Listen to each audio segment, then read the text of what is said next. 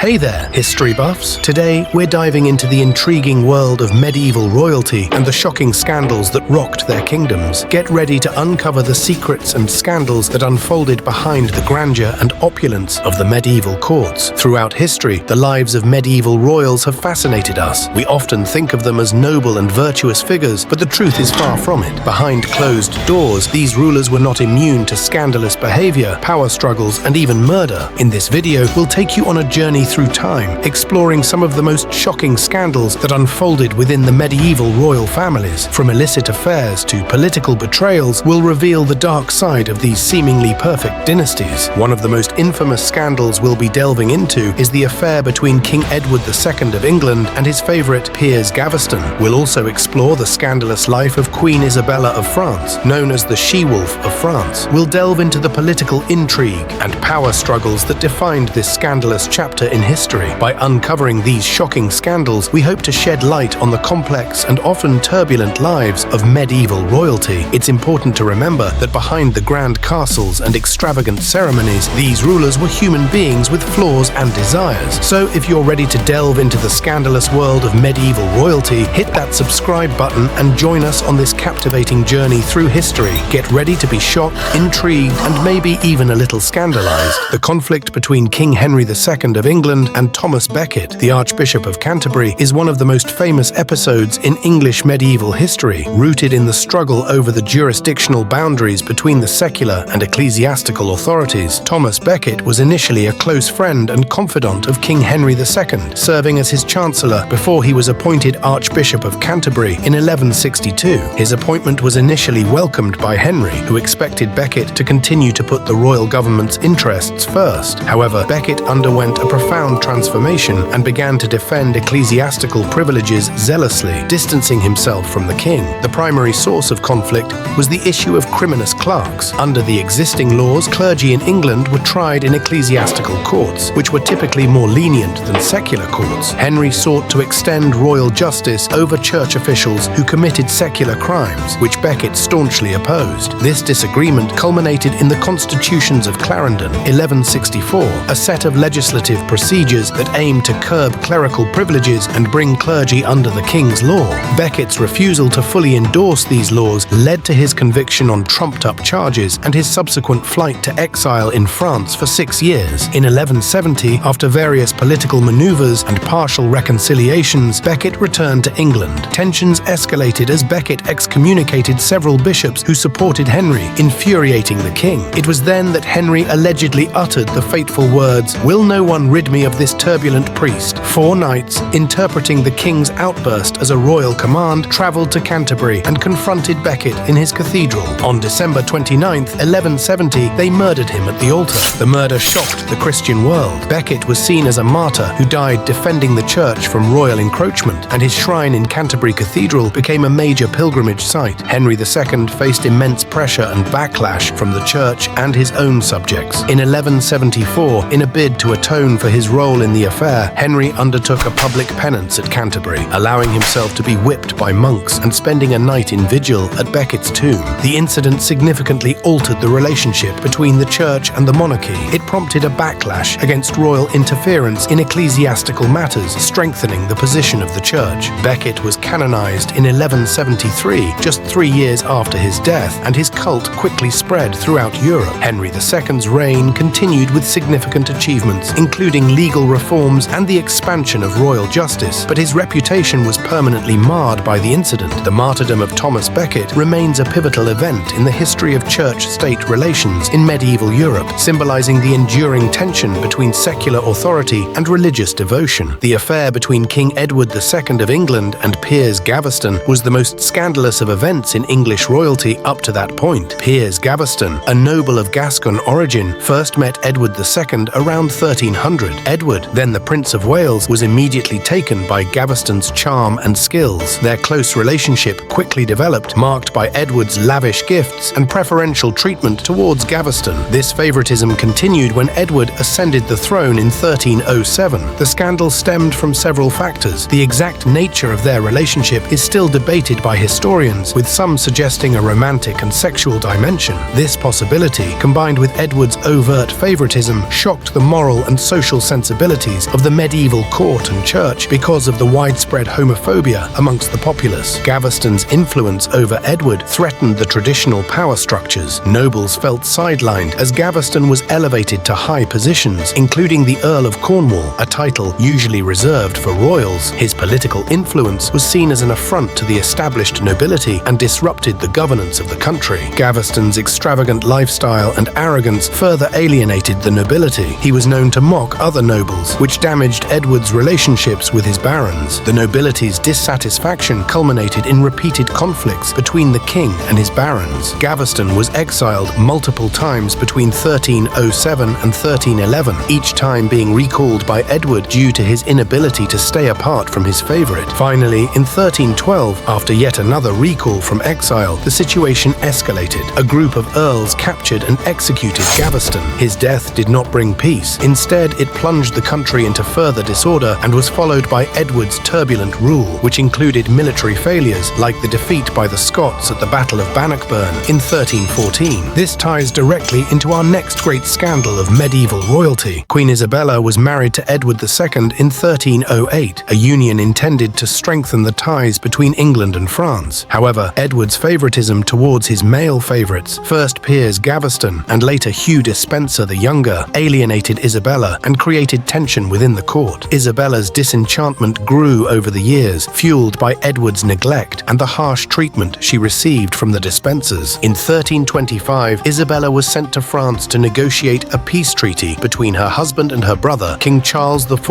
of France. During this mission, she became romantically involved with Roger Mortimer, an exiled English nobleman who had grievances against Edward II. Mortimer was an experienced warrior and politician, and together with Isabella, they plotted to depose Edward. In 1326, Isabella and Mortimer gathered a small mercenary army and invaded England. Their cause was popular. Many English nobles dissatisfied with Edward's reign and the influence of the Despensers joined them. The invasion force quickly gained momentum, and support for Edward dwindled. Edward II and Hugh Despenser the Younger attempted to rally supporters, but found little success. They were captured by forces loyal to Isabella and Mortimer. Edward was forced to abdicate in January 1327 in favor of his son, Edward III, who was only 14 years old at the time. Isabella and Mortimer ruled as regents, but the true power was firmly in their hands. Edward II's subsequent fate is one of the most debated topics among historians. Officially, he died in September 1327 under mysterious circumstances in Berkeley Castle. Rumors persisted that he was murdered on orders from Isabella and Mortimer, possibly in a brutal manner. Isabella and Mortimer's rule began to falter as they accrued the same type of grievances that led to Edward II's downfall: excessive favoritism, misuse of power, and a lavish lifestyle. By 1330, Edward III, reaching maturity, decided to assert his power. He led a coup against Mortimer, who was arrested and executed. Isabella, however, was spared harsh treatment. She was placed under comfortable house arrest for the remainder of her life. The events surrounding Isabella, Mortimer, and Edward II illustrate the volatile nature of medieval politics, where personal relationships could dramatically alter the dynamics of power and governance. Their actions not only changed the course of English history, but also affected the balance of power in medieval Europe, demonstrating the fragile alliances and ruthless ambitions that characterized the era. This wasn't the only scandal that plagued the life of Queen Isabella. The scandal known as the Tour de Nesle affair unfolded in 1314 and is one of the most infamous episodes of the Capetian dynasty in France. It involved the daughters-in-law of King Philip IV, the Fair of France, and it severely affected the royal family's public image and internal dynamics. The affair began when Isabella of France, Queen of England and daughter of Philip IV, reportedly found her sisters-in-law, Marguerite and Blanche, guilty of adultery. The two were married to Philip's sons, Louis and Charles, respectively. According to the chronicles, Isabella allegedly discovered the adultery when she saw the embroidered purses she had given to Marguerite and Blanche in the possession of two Norman knights, Gautier and Philippe d'Aunay, suggesting a romantic liaison. Isabella alerted her father, and a formal investigation was initiated. The investigation revealed that Marguerite and Blanche had been involved in adulterous relationships with the d'Aunay brothers. The accusations were considered extremely serious, not only because of the infidelity, but also due to the potential political implications, including questions of paternity and succession. The trials were quick and led to severe punishments. Gautier and Philippe d'Aunay were tortured and executed brutally, reportedly castrated and flayed alive, then broken broken on the wheel and finally beheaded. Marguerite and Blanche were sentenced to life imprisonment for their adultery. They were confined to the Château Gaillard, where conditions were harsh, and Marguerite is said to have died there in 1315, possibly murdered. The scandal had profound effects on the French monarchy. It cast a shadow over the ruling family and fueled public and noble discontent. The direct male line of the Capetians died out, with the three sons of Philip IV partly attributed to the curse uttered by the Grand Master of the Knights Templar, Jacques de Molay, who was burned at the stake in 1314. He reportedly cursed Philip IV and his descendants to the 13th generation. The deaths of Philip IV's sons without direct male heirs led to the outbreak of the 100 Years' War, as questions of succession brought the Valois dynasty to power in a contested claim that was challenged by the kings of England, leading to decades of conflict. The Borgia family, originally from Spain, became one of the most infamous families in Italian and ecclesiastical history during the Renaissance, a period that technically follows the medieval era but shares many of its characteristics. Their notoriety is largely due to their involvement in various scandals, including accusations of corruption, incest, and murder, particularly during the papacy of Rodrigo Borgia, who became Pope Alexander VI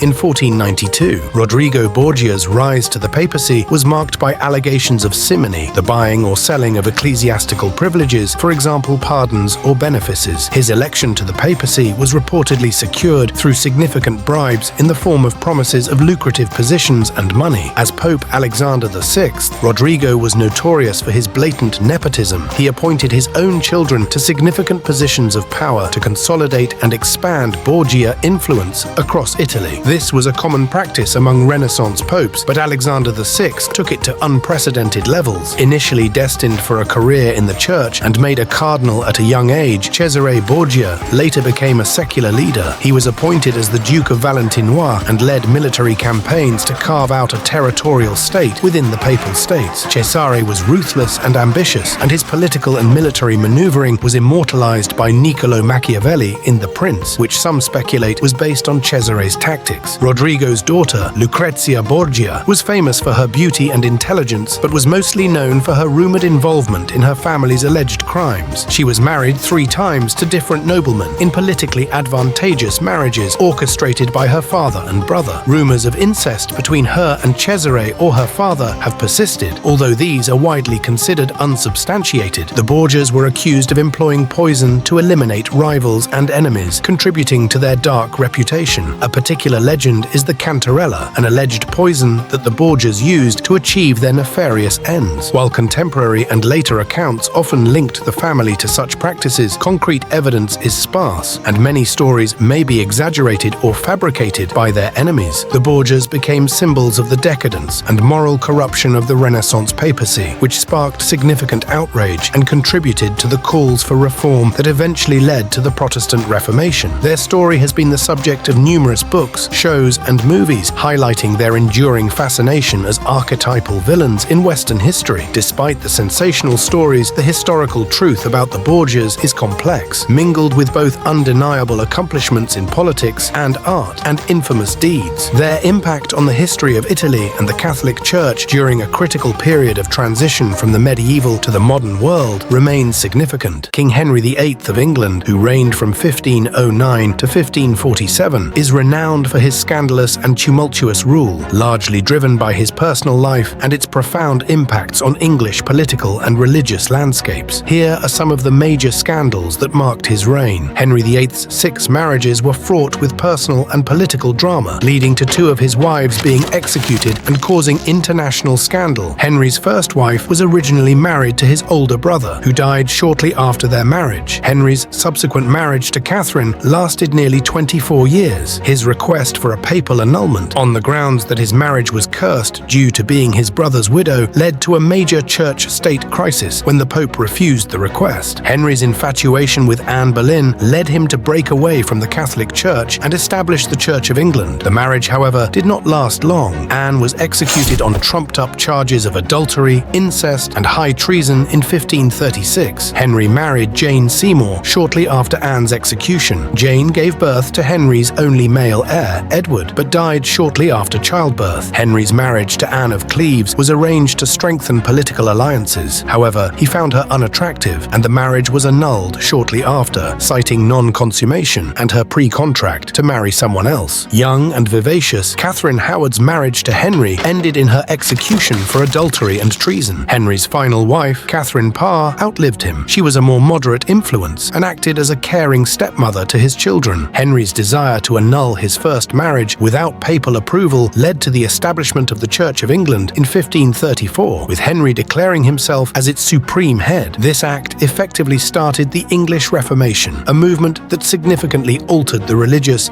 political and social fabric of England. From 1536 to 1541, Henry dissolved monasteries, priories, convents and friaries in England, Wales and Ireland, confiscating their income, lands and goods. This led to significant redistribution of land and wealth, but also to widespread social and economic disruption. Henry was ruthless with those who opposed his religious reforms. Prominent figures such as Thomas More and Bishop John Fisher were executed for refusing to accept Henry as the supreme head of the Church of England. His reign was marked by the use of state power to suppress dissent and enforce compliance with his religious policies. The largest rebellion during Henry's reign, the Pilgrimage of Grace in 1536, was a direct protest against his religious reforms, particularly the dissolution of the monasteries. The rebellion ended through a mixture of suppression and concessions, but it marked significant opposition to Henry's policies. These scandals not only defined Henry's personal legacy, but also had lasting impacts on the history of England, transforming its religious institutions and influencing the course of its monarchy and government. Throughout history, shocking scandals have plagued the lives of medieval royalty, revealing the dark underbelly of power and privilege. These scandals provide us with a fascinating glimpse into the complexities of medieval society and the human nature that transcends time. One aspect to consider is the role of political alliances in shaping these scandals. Medieval royalty often entered into arranged marriages to strengthen political ties and secure power. However, these marriages were not always based on love or mutual respect. As a result, illicit affairs and secret relationships became common as individuals sought emotional fulfillment outside of their politically motivated unions. This raises questions about the nature of love, loyalty, and personal happiness in the face of societal expectations. Another perspective to explore is the impact of these scandals on the reputation and stability of the monarchy. When scandals were exposed, they often led to widespread discontent among the nobility and the common people. The legitimacy of the ruling family was called into question, and political turmoil ensued.